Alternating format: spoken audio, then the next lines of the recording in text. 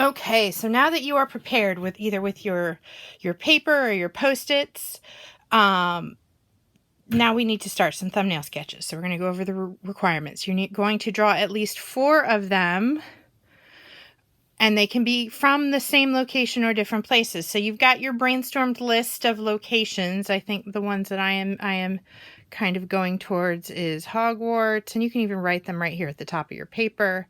Hogwarts, Starship, and what was the last one? Hogwarts, Starship. There's another one. I don't remember right off the top of my head. That was the third one. Maybe I'll remember before I finish the video. Each drawing should be done while looking at photographs. So you should be looking at those Google images that you researched as part of the previous step, but you are not copying or tracing them. I should not see any drawings that look perfect because you copied them or you printed them off the internet and put them underneath your image and copied them. I don't want to see that. I want to see your own drawings.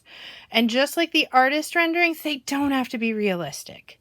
They can be kind of abstracted, and we talked about being abstracted a little bit in class. They can be kind of abstracted. They can be simplified. We're not going to get too much into detail, especially that we're at home and we're not spending a whole lot of time on these. All right, each drawing should show space. That means it needs to have a foreground, middle ground, and background. Next week when we start dealing with color, you're going to deal with atmospheric perspective as well. So you have to think about, keep that in the back of your head. Each drawing should have a good composition. So we spent a lot of time in class talking about this year. So this is where I'm kind of really focused. It should fill the space. It should show cropping and overlapping. Right now, you don't have to worry about where your text is going to go, but you can kind of write it out in your regular handwriting if you want. We are going to add text on the computer, so don't worry about fonts. And that's going to be part of next week's choice board. So, to start.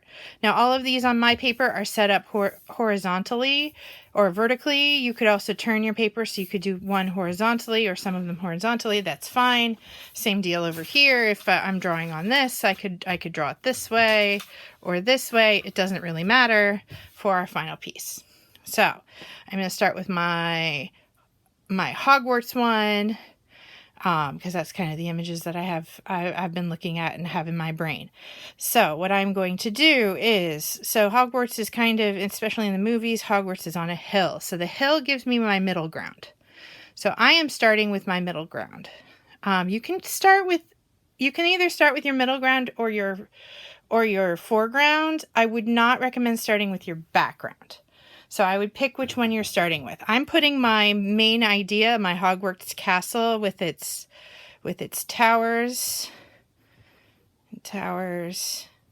And see, this is not a perfect drawing. It is perfectly fine that it is not a perfect drawing.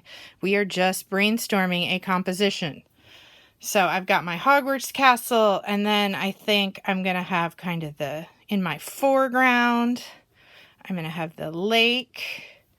And maybe I do this so it's after book 7, and I put and I can even label this as the gravestone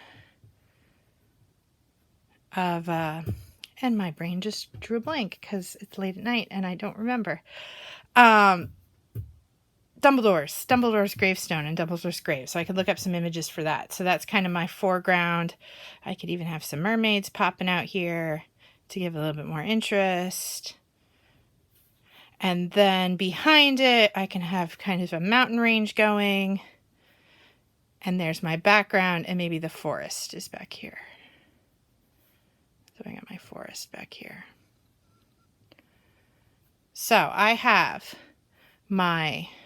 and I can draw an arrow. My foreground, my middle ground,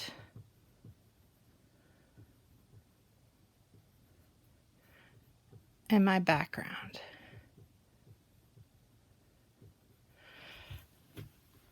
So that is what I want a thumbnail sketch to look like.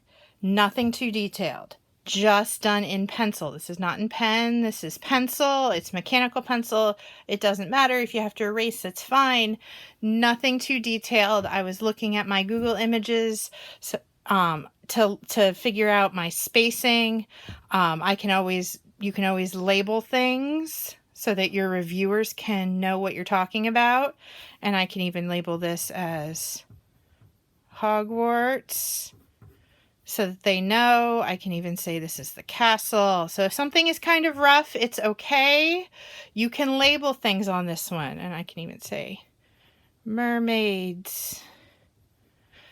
And that's what I want to see. 4 drawings on one paper. If you've got Post-its, just stick them on one paper when you go to photograph them. And just like this video, when you go to photograph these, make sure that you have pretty good lighting and make sure that your camera is flat and not tilty. Like, I don't want to see this as your drawing. So if you've got one of your Chromebooks, you can fold it flat and hold it directly above your artwork. Do not try to hold your artwork in front of your face while taking a picture with a Chromebook. So 4 thumbnail sketches and then take a photograph and submit it.